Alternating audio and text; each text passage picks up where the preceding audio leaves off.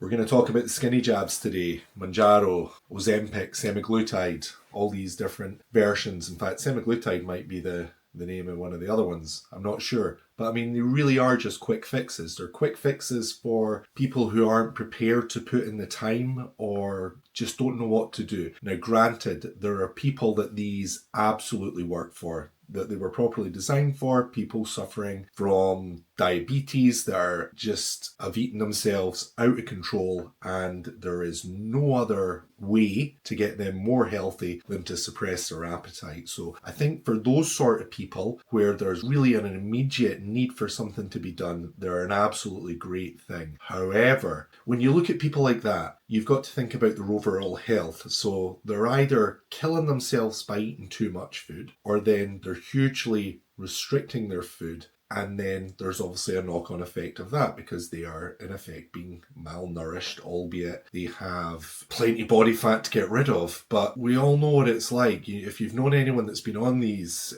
injections, they're vomit-inducing, some of them. That's why you don't want to eat, because you feel nauseous. Now, granted, every sort of newer version that has come out has been slightly different. Very early on ones, the thought of food made you nauseous. That's what it was. There was nothing really that exciting about it. But if you're on these, then there is a limited window for eating. And how are you supposed to get all your micro and macronutrients in? You just simply can't. Now, as I say, for these people who are really large and their health is such a concern, that there's probably nothing better for them. But if you're just somebody who's overweight, who's yo-yo dieted in the past and just doesn't know what to do, they're probably not the best thing for you. Because yes, you are going to lose weight. There is no doubt about that. However, like I spoke in another video about TRT, is your plan just to be on them forever? Because that's the thing. If you don't change your habits, then you're on them for life. Because I've seen it all too often. People have been on them. They've lost the weight, they feel great, then when they reduce the dose or just come off, the appetite creeps back. The old habits return, and then they're just back to square one, back to giving more money to the pharmacy. My problem with them is, it is your health, yes. Now, being overweight is a concern, but being malnourished is, I feel, an even bigger concern. So remember, regardless of whether you're training or not, you need a balance of protein, fats, and carbohydrates. Now, whatever percentages, that's entirely up to you. But what people fail to realize is protein does so much for your body. It goes way beyond just your musculature. Okay, and a lot of people, especially women I've spoken to that have been on these injections, these drugs, they're always like, yeah, but protein's not important for me. I'm not lifting weights. I'm not trying to be Mr. Universe, Mrs. Universe, whatever. They just do not understand the reasons that they need to consume protein. Now, if you look at it on this most basic level, right, your body, your muscles that support and hold your body and move you about require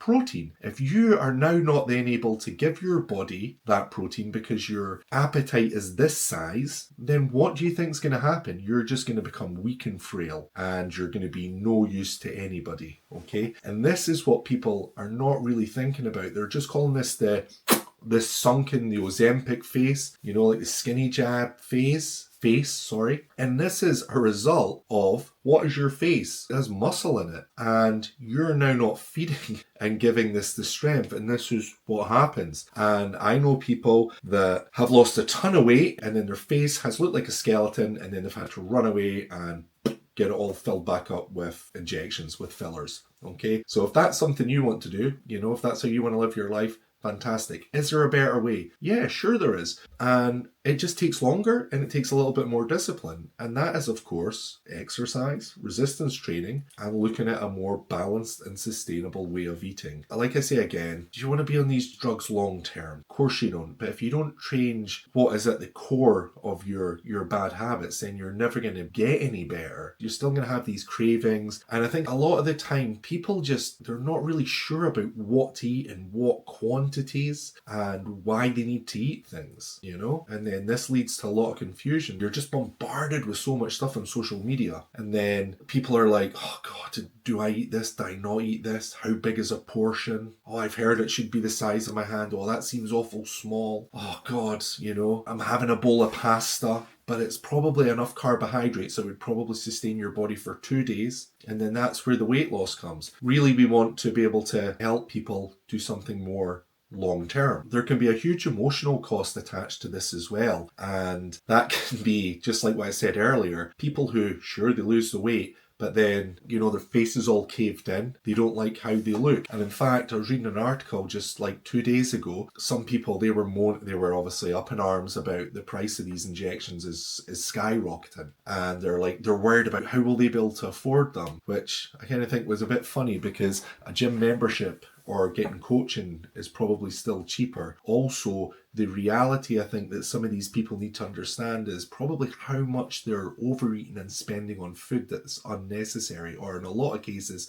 it's just simply takeaways where they might not think they're eating a lot of them, but you have no control what's in them. You don't know the calories in them. Like if you have an Indian meal, for example, and you say, oh, I would like the chicken tikka, something like this, a main, but you're like, I'm not going to have it with any sauce. It's just going to be the large bits of chicken. They're going to be done in the oven. They taste fantastic. Sure, they taste fantastic because they're absolutely coated in butter and oil to make them taste like that. You have no idea how much calories are in that. You're eating that thinking it's a good thing, and you're getting massive.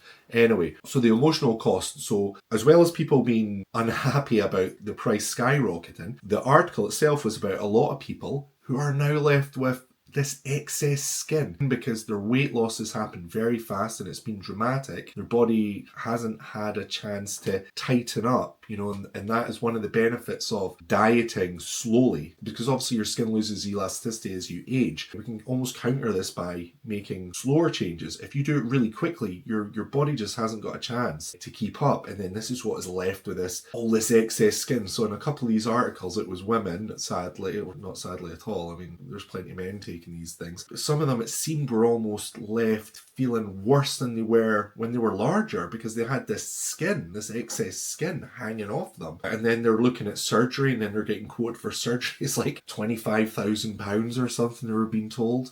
So yeah, there is this huge big emotional cost to these jabs as well. And don't get me wrong, for some people they work well. People will be able to manipulate and use them and learn and get a bit smarter, but for, I'd say, the majority of people, they're not a great thing. They're not a great thing. You may find yourself a lot more unhappy at the end of it, because other people have seen as well, because they're so malnourished, they look like they look like a bookend. There's no glutes. Their shoulders are like you've just put a coat hanger in a t-shirt, because there's no musculature to them. They have very little shape. And after a while of people saying to you, wow, you've lost a lot of weight, that can get old quite quickly. And then they're like, I don't actually now like how I look.